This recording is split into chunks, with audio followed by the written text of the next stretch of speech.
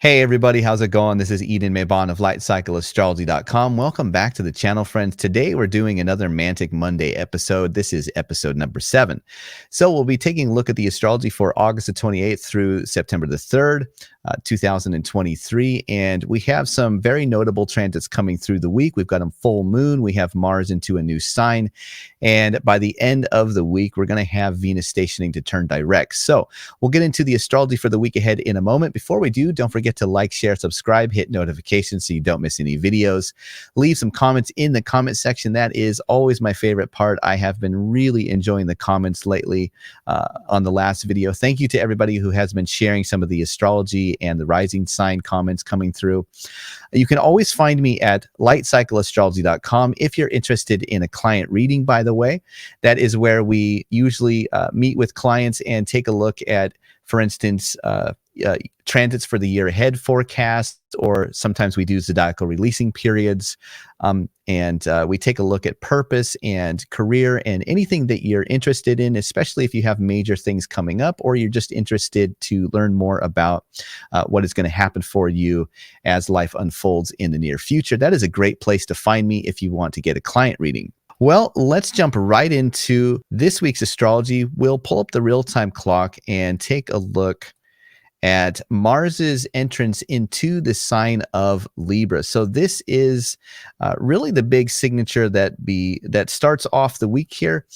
So even though technically this was yesterday, we're still getting used to Mars's energy now in the sign of a new temple here. This is the temple of Venus. And of course, this is one of Mars's opposite temples to his own sign of Aries. So whenever you get planets that are in opposite signs to their own temples or signs, there is built into the expression of that planet. It's kind of like a planet in exile or in rebellion or in an environment that is really antithetical or has an inherent tension to their own nature. So we're getting used to this energy as we start the week here. And I'll just describe this a little bit. Now, my perfect example or archetypal description of Mars in Libra. Have you guys seen the movie Troy, played by Brad Pitt? We have a love story, right? This is Libra, a Venus-ruled sign that has to do with love or relationships or friendships and what is fair, what is aesthetically pleasing, how we are conscientious of what everybody's take or side or arguments or what they want or desire. Libra has that quality of being a sign that holds a couple of dignity designations. For one, the sun is said to be in its fall, and another is that Saturn is said to be exalted or lifted up. So Saturn things are really important in the sign of Libra, and solar things are somehow fallen. So these are characteristics that describe Libra from an archetypal standpoint.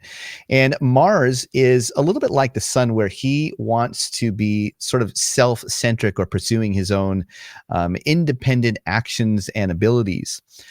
So when you get Mars in the sign of Libra, this Venus-ruled sign, it's a lot like this movie Troy, where it's like, we have a love story happening, but Mars is in the background playing all the sides, right? So if you want a really great example of that, I suggest watching this movie. For me, actually, Mars just as a general archetype really reminds me of this character that Brad Pitt plays in this movie. So whenever I look at the chart, I see Mars, I see Brad Pitt, I think of Brad Pitt, right? Self-interested, pursuing your own independent course of action, being bold, taking actions, taking risks, doing so at the tip of the sword, if need be, to procure what is yours. You know what I mean? Drawing the line in the sand, defending the line in the sand. Defense is one of those Martian words that we ascribe to the archetypal characteristic of Mars. And one interesting quality of Mars in Venus's temple of Libra is that as a temple that is said to be the fall of the sun. What does that mean? Well, if you think about the sun is the center of the solar system, right? The sun has that regal centralness to it of authority. But when the sun goes into the sign of Libra after the autumnal equinox begins, the sun doesn't retain that authority symbolically until the sun gets back to the sign of Aries, where there is more light during a 24-hour period than there is darkness. But the sun moves across Libra and enters a 6-month-long period where the day is there's less light in the day than there is nighttime. So the sun is fallen. The sun is losing power in a place that he no longer retains that central authority. That's the symbolism at work there. And when you get a place that is all about thinking about other people before yourself, or considering both sides of an argument, you get Mars in this sign. There is this characteristic of self-sacrifice. Because one thing that Mars is associated with is, of course, the warrior. And one of the best or positive attributes of the warrior is the ability to go out to the battlefield and be willing to lay down your life to protect something that you love. So Mars in Libra is very self-sacrificial. Especially, we see, again, this is the place where the sun is said to be in fall, not really thinking about putting themselves first. I have my firstborn child is a Libra sun sign, and I see this very, very much with him. He is somebody that, as a parent to him, I often need to try to encourage him to think about what he wants first, or what he likes first. Oftentimes he will parrot videos that he's watching, or things that he sees on TV, or what friends are doing or saying, or everything from the phrases that he repeats over and over again, like children do a lot of the times, to just anything that he's into. Oftentimes my first question to my Libra son is, who said that? Where did you hear that from? And I'm not trying to stereotype him, but like 10 times out of 10, the answer is going to be, oh, from mom, or from this, or from that.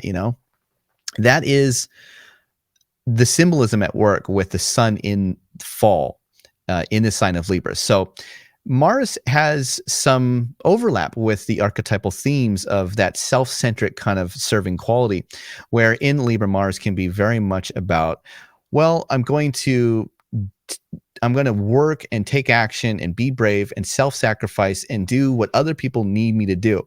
But there can be frustration in that, right? Because you sort of oftentimes wind up in those situations where you have to try to figure out where am I doing too much for others, and where do I need to do for myself? Where's the line exactly with that? That can be part of the sort of inborn tension with Mars in the sign of Libra, is the proclivity to want to do for others, to sacrifice yourself, but trying to understand or not be frustrated by that dynamic at work. So that can be some of the frustration. Another characteristic, I think, of Mars in the sign of Libra connects to, we'll just keep going with the movies, the movie references here.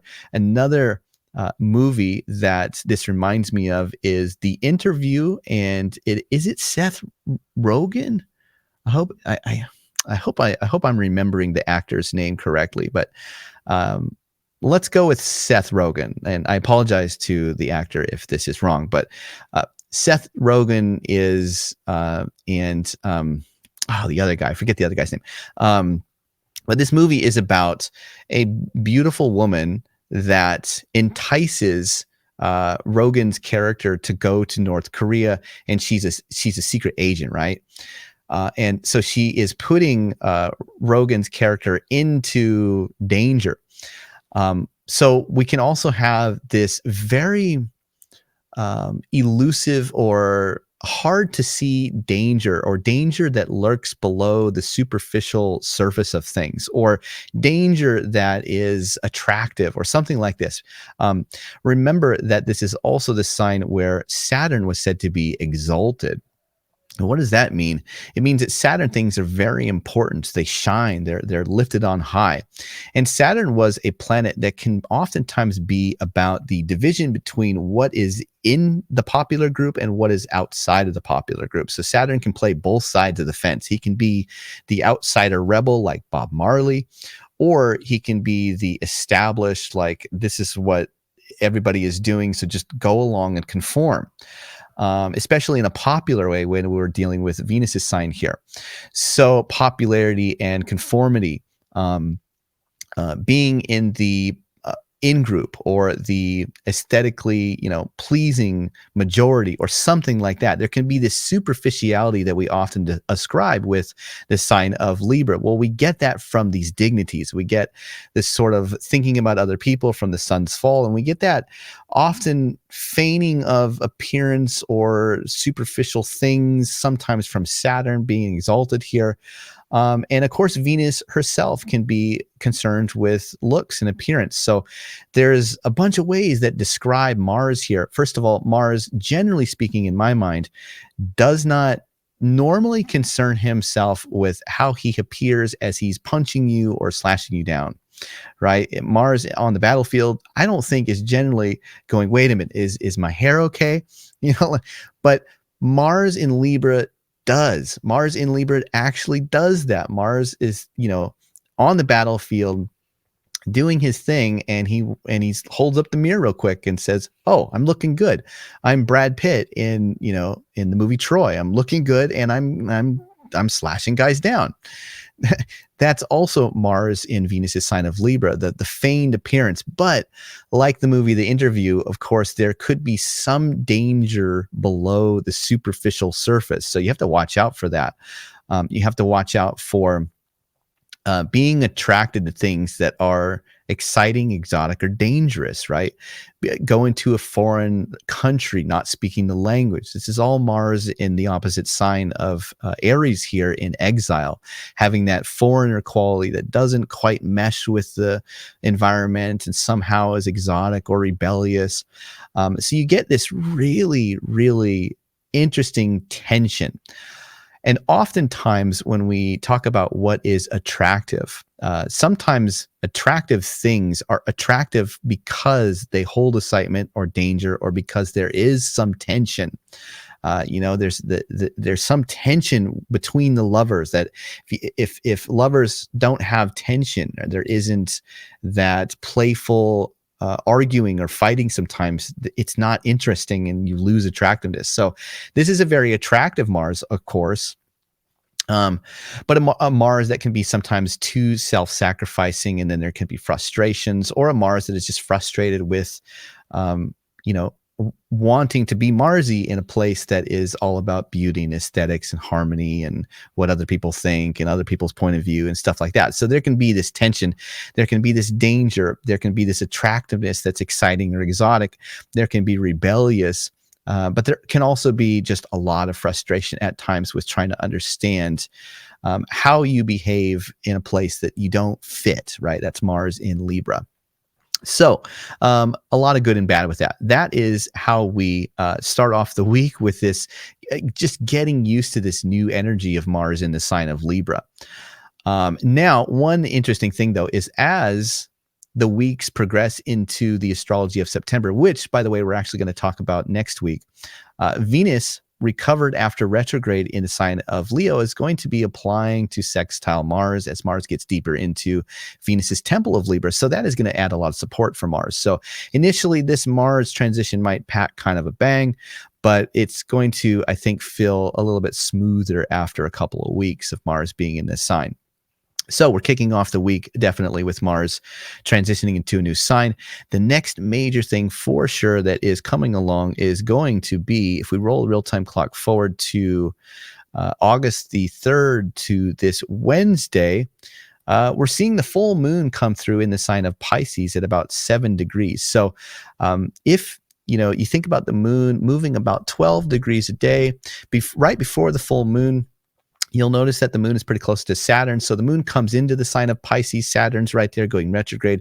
She collects up the light of Saturn, all of that Saturn, Jupiter, Pisces angst, heavy emotional things, potential rigidity around what we believe or what we trust in, or the morality that we have. There is a kind of heaviness in this full moon that is coming through. So that is really, in my opinion, the the culmination of the week is really in the middle of the week here, with a culminating aspect between the lights, the full moon in Pisces. But I think to really understand this full moon, one thing that is helpful is just to review where we came from.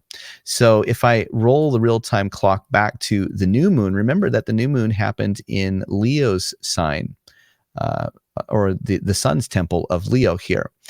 And it happened while the new moon was coming through, conjoining the sun in a square back to Uranus, with Venus in the mix. So we had this Venus square Uranus, new moon square Uranus kind of dynamic that was happening. And so that is what is culminating. The fruits of that beginning seed, right, 2 weeks later, have now fruited. They've done what they're going to do, and they're sort of coming to the forefront. So there is like a baked in kind of thing that has been brought forward and is now being expressed, even though the full moon is not happening opposite to where the new moon began. There was kind of a changeover into a Virgo energy, but it brought forth that quality of the square to Uranus and the mix with Venus in there in retrograde, just after Venus Cazimi too.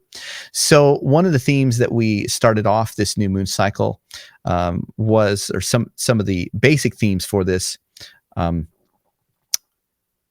was liberation, authority, and legacy. Why? Because we're talking about Leo. And we're talking about a square to Uranus with Venus Cazimi in the mix there. And so there was a sense around the time of the new moon that there may have been kind of a push toward becoming liberated, or breaking out, or really going after something new or exciting or unusual. But with the new moon in Leo, it's all about, I need autonomy. I need authority. This is who I am. This is what I am. This is what I'm doing. That sun is really coming back to a central place for himself, that looking to your own personal authority for what you're doing and how you're moving forward. And that square back to Venus was saying, hey, there might need to be something that really expresses personal autonomy and authority. Anything that challenges that, it's like, whoa, watch out. We might have to break away from this, or seek liberation, or do something radical. And Leo is often connected with legacy, because this is the time of the year where the sun is, right there in the middle of summer. Darkness is increasing every day. We're getting closer to the fall time, and the sun knows that. So the sun is saying, well, I'm not going to be in power forever. We don't have an endless summer. At some point, we're going to, move to the place of our fall. And so the sun is always concerned with, how does the crown get passed forward? So with the mix of that square to Uranus and Venus Cazimi right there in the new moon, there was this baked in, like, what is the creative thing that I'm bringing forward to the future that is really self-important? And if anything is constricting that or stopping that, there may have to be some kind of breakaway from that. So there was that kind of thing happening at the time of the new moon. And then, of course, the full moon is going to be the culmination of that fruit, right? So we come back to the full moon now on the real-time clock, and we're bringing all of that energy forward.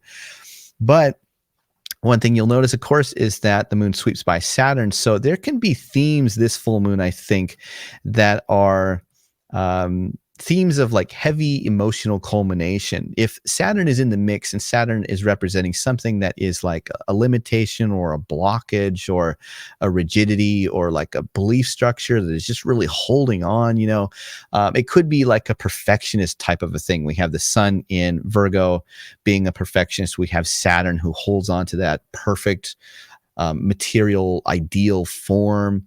And you can get this really like, I'm locked into, this is exactly what I want it to turn out like.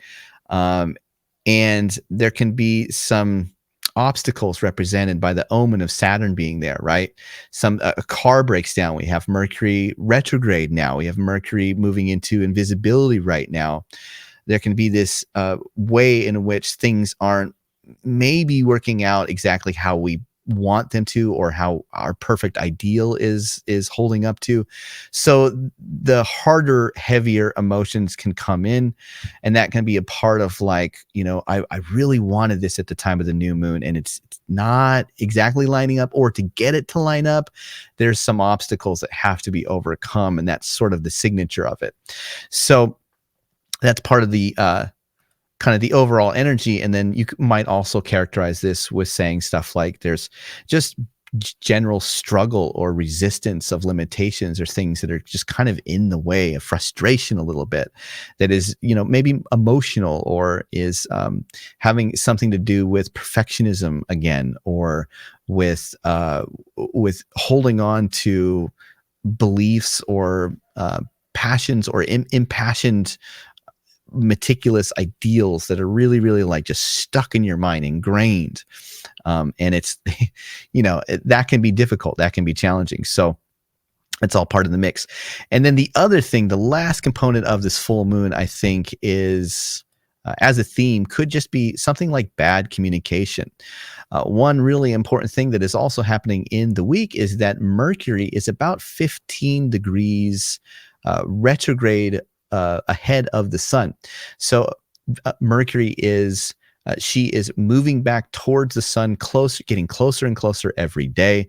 Now, Mercury is exalted, remember, in the sign of Virgo, which means that Mercury things are somehow signified to be important. So if there is communication that is happening, it is important communication, right? If there is a vehicle that it's really important that we depend on right now, it's important. Those things are important. Money matters, markets, the exchange of ideas or communication, technical things that we depend on, social media, anything in the media, very technical, skilled, meticulous analysis, anything in that realm of Mercury that is going on right now is likely to be kind of going through an important moment. But one thing that is also happening is that Mercury moving out of invisibility, getting so close to the sun that you can no longer see Mercury's starlight in the evening before or after sunset, before Mercury sets. You'll see how close they are. So the omen is that if something is important and needs to be communicated, it's likely that there's going to be a miscommunication, but it's important, and it's an important miscommunication. And that can lead to, that tension again with the full moon. Like, that's not what I meant, right? It's not what I envisioned. That is not the image that I wanted to have happen. And there can be that kind of harder, heavier emotional struggle or resistance that is coming in as just like a feeling, or it could be something like, relying on a computer or a vehicle, and then you need to pay for something in the vehicle because it broke, and it's like a surprise. You don't have an extra, $1,500 to fix the brakes right now, or whatever, something like that leads to sort of that frustration or limiting kind of emotional feeling. So that is also a part of the full moon that is coming through. So I hope this isn't bumming you out, but I just want to prepare everybody and get people ready for that feeling. This full moon is coming on the heels of an opposition between the sun and Saturn, perfecting, and then it's moving into fullness and bringing that frustration. So you've probably already been feeling a little bit of what it is that the full moon is going to just sort of amplify for a day or so. So not to worry, it's already probably here, but this may bring it just a little bit more intensity as the middle of the week crests here. So that is mostly what we have for the week, except for there is one last thing that is coming through. We have at the beginning of the week, we have Mercury losing visibility. And at the very tail end of the week, on Sunday, we have Venus stationing to turn direct. So if we roll the real-time clock forward to Sunday now, at the end of the week, here is Venus stationing. So Venus is stopped, but this is the kind of stop that you want for a planet. This is the stop that says, we're changing course. Fortune is shifting or changing or reversing, but it's reversing back into forward momentum that is recovering. It's becoming better. It's healing. It is moving forward. It is empowered now. It is moving to a place that it just gains more and more and more ability to express what it wants to express in a positive way. So that is a positive thing that ends the week. And again, as Venus is the host of this newly Libran Mars, as Mars moves deeper into Libra, Venus will angle to make a sextile to Mars, giving Mars that host relationship that is really favorable and provides some support that probably is going to be beneficial for all kinds of like relational types of things. So that is a really, really good thing, especially if you had a more challenging Venus retrograde period. This could be the time where, you know, things sort of get back on track and there is some healing that comes through. So that is what we have for the week's astrology, everybody. Thanks so much for watching. Next week, we're going to go into the astrology of the month of September 2023. So that is going to be pretty exciting. We'll take a look at the major trends coming through the month of September. And I hope you guys have a great week. Please leave some comments in the comment section below. Check out the website, lightcycleastrology.com. And I'll see you again next week for another video. Bye for now.